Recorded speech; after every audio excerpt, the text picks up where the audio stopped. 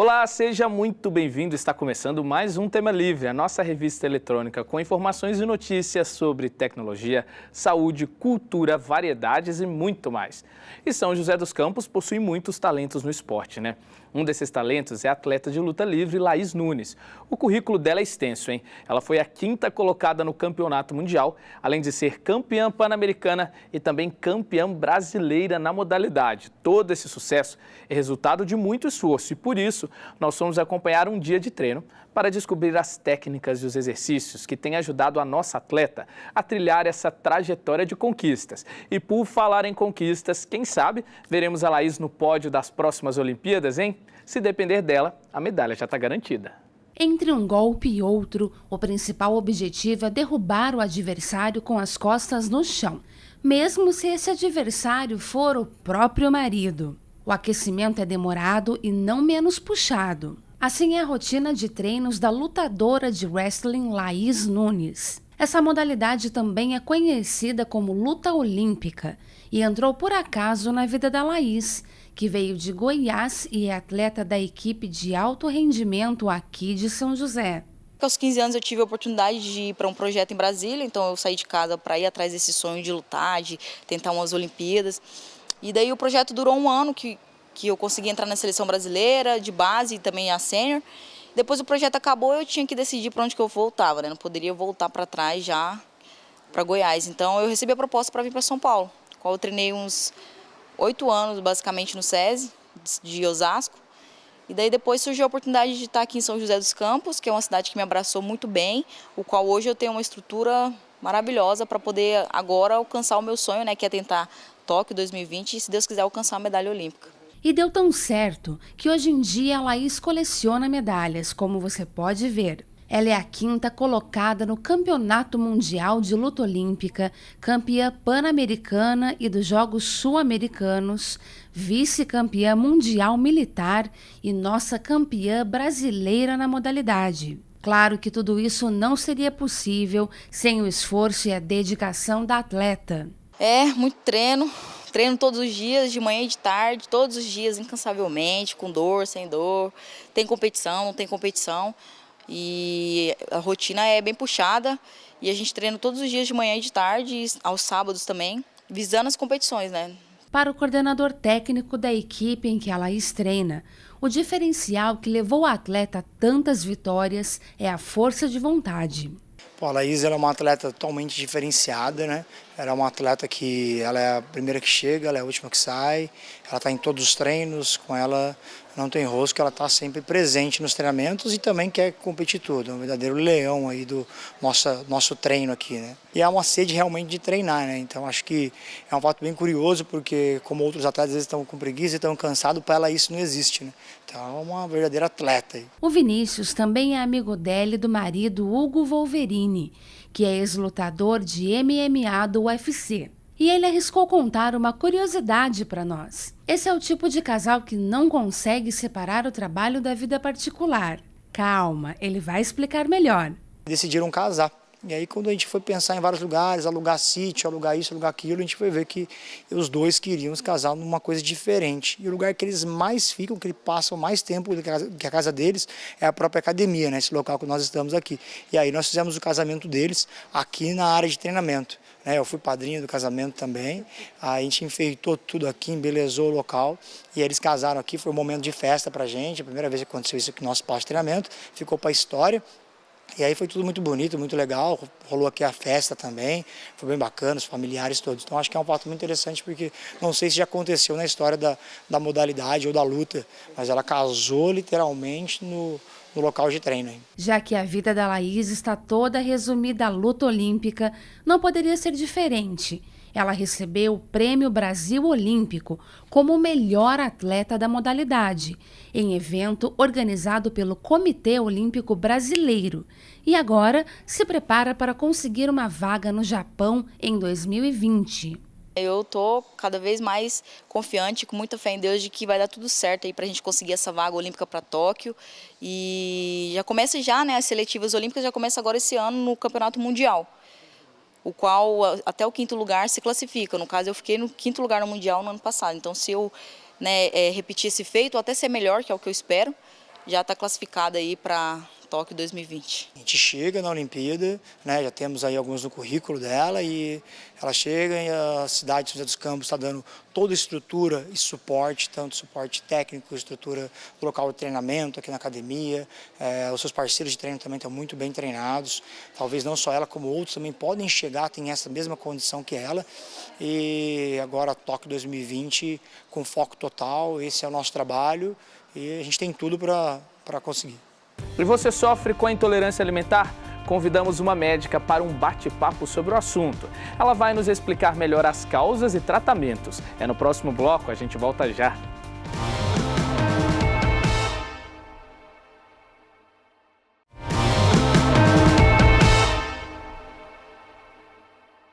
E o Tema Livre está de volta. A intolerância alimentar é um problema que afeta muita gente e uma situação muito chata, né? Geralmente os desconfortos causados pela intolerância são cólicas, enxaquecas, tontura, inchaço e dores abdominais. Mas será que esse mal tem tratamento? E quais são as causas da intolerância alimentar? Para nos auxiliar com essas perguntas, convidamos uma médica especialista no assunto que vai nos ajudar com alternativas de dicas para evitar as consequências negativas da intolerância alimentar. Fica com o quadro Dicas de Saúde.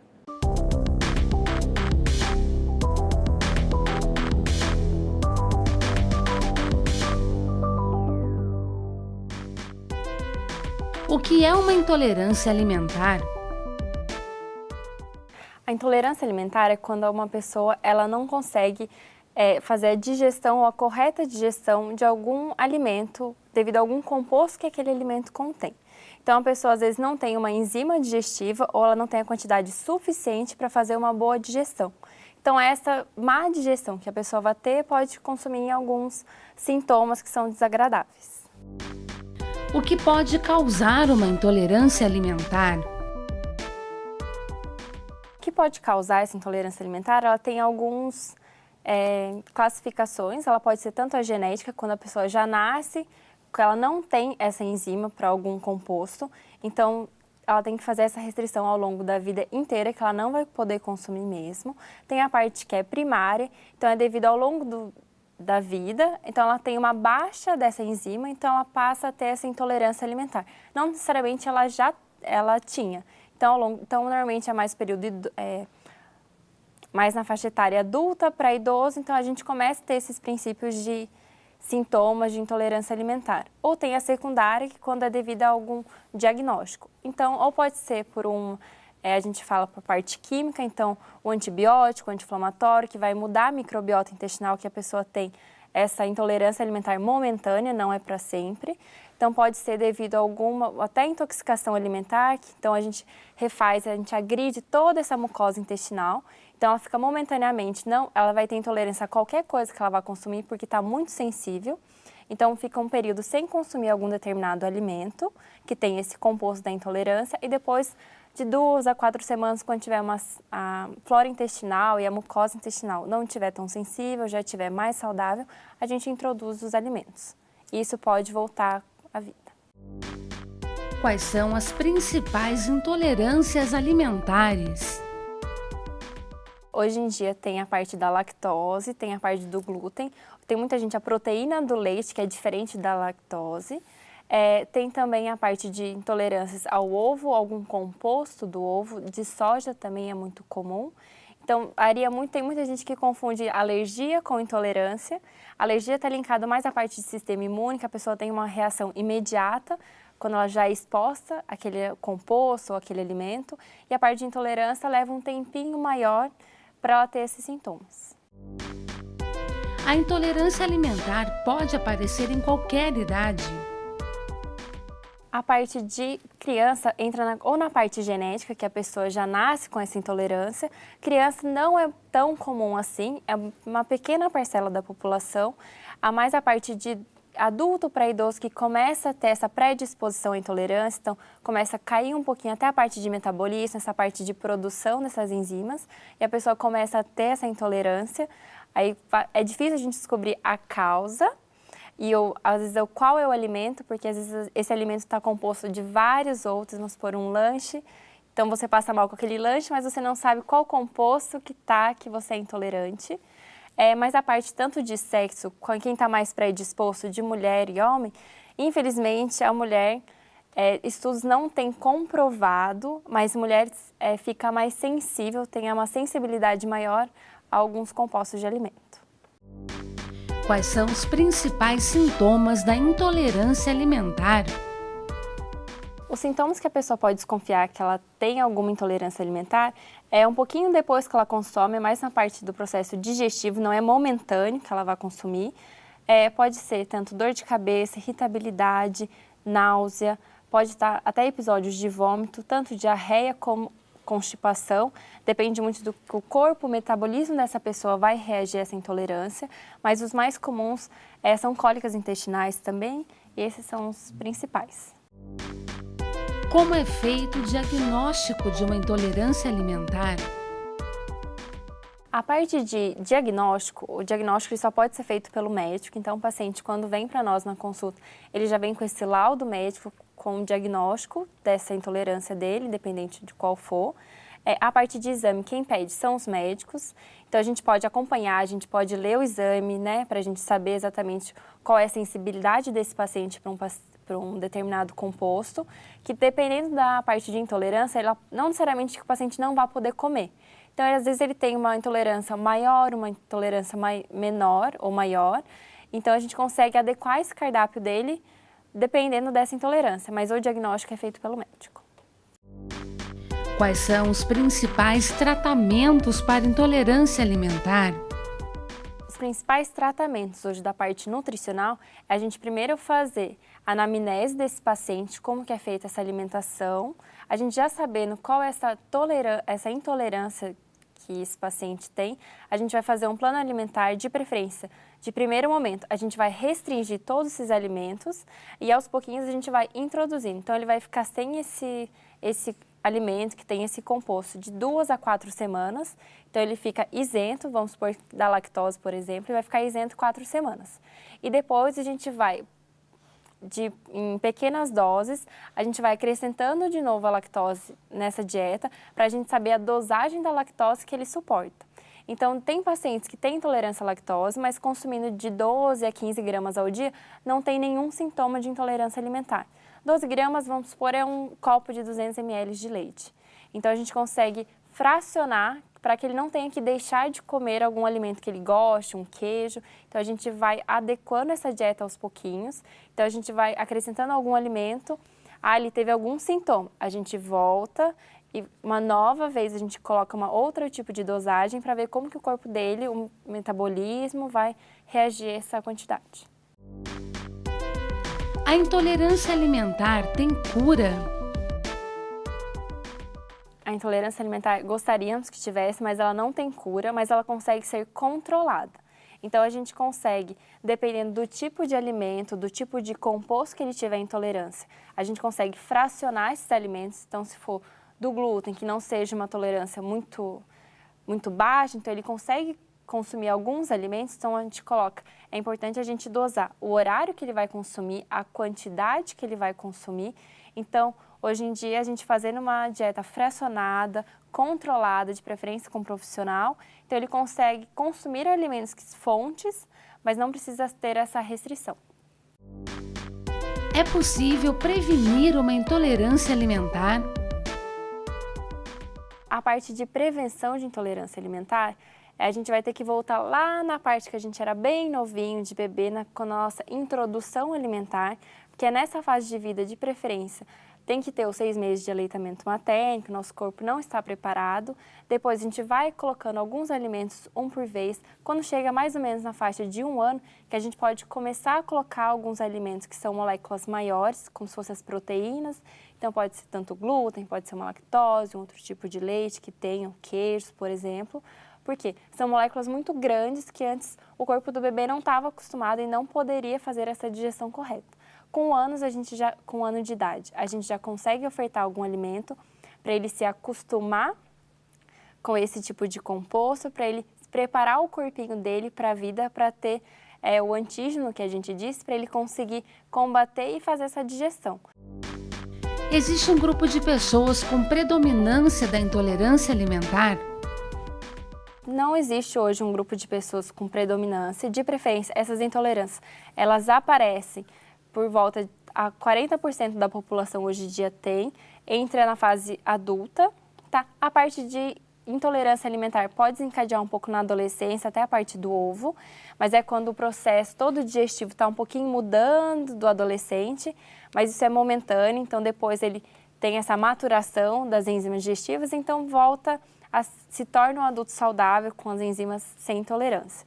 Mais para frente, entre os 40 e 50 anos, que a gente começa a ter um pouquinho da baixa dessas enzimas e pode vir a ter os sintomas de intolerância alimentar.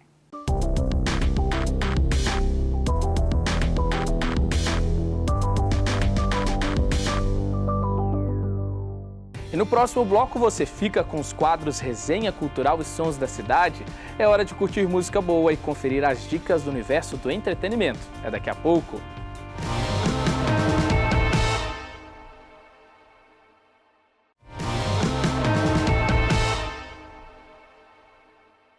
Estamos de volta com o Tema Livre. O livro Vidas Secas, de Graciliano Ramos, é um clássico da nossa literatura. A obra, ainda atual, é um relato da realidade de vida dos retirantes brasileiros que tentam fugir da seca. A Tamiris Trindade separou alguns detalhes e curiosidades da obra e apresenta agora pra gente no Resenha Cultural de hoje.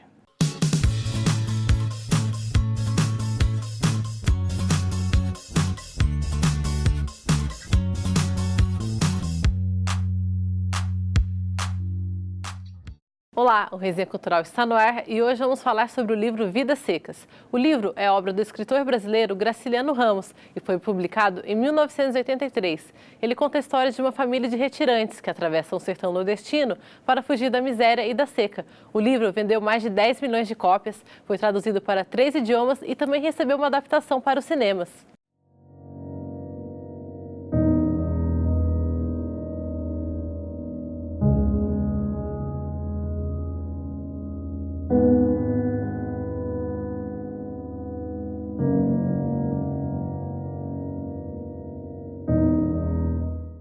O livro foi escrito na década de 1930 e baseado na vida do próprio autor, que faz um retrato da realidade nordestina. A obra ainda apresenta temas como a exploração do trabalho e o ciclo de trajetória de vida dos retirantes, realidades ainda presentes nos dias de hoje.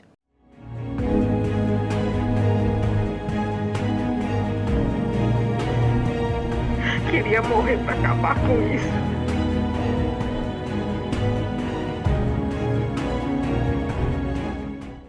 O Resenha Cultural fica por aqui. Até a próxima!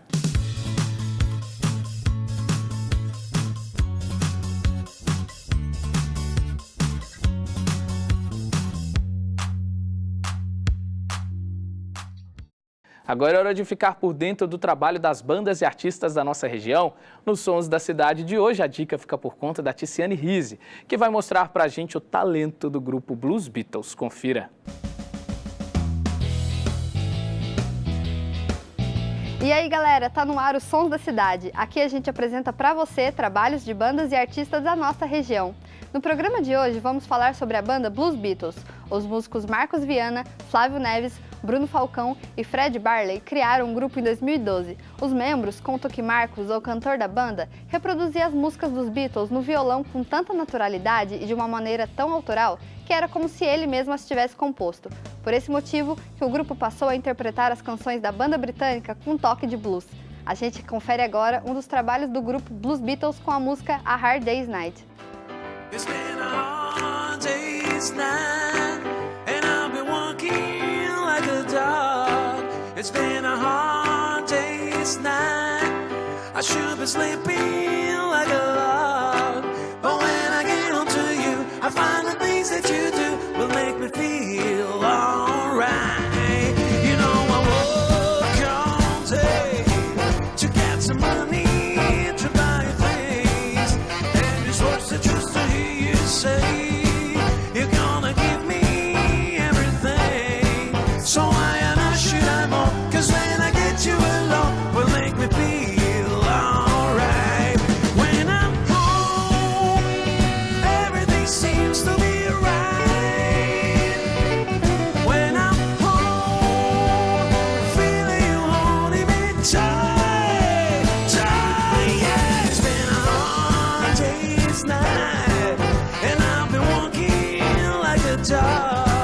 It's been a hard day's night.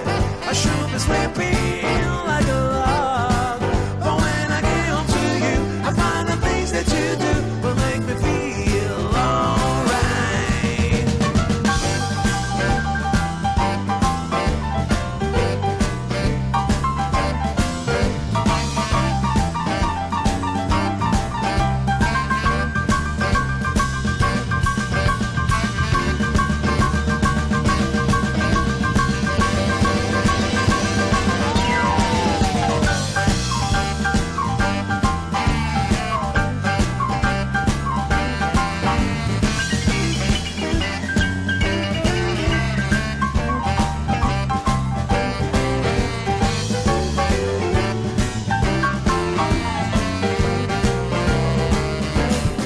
E por hoje é só. Se você conhece alguma banda da região, envie sua sugestão para o e-mail tvcamara@camaraSJC.sp.gov.br. Os Sons da Cidade fica por aqui. Obrigada pela companhia e até a próxima.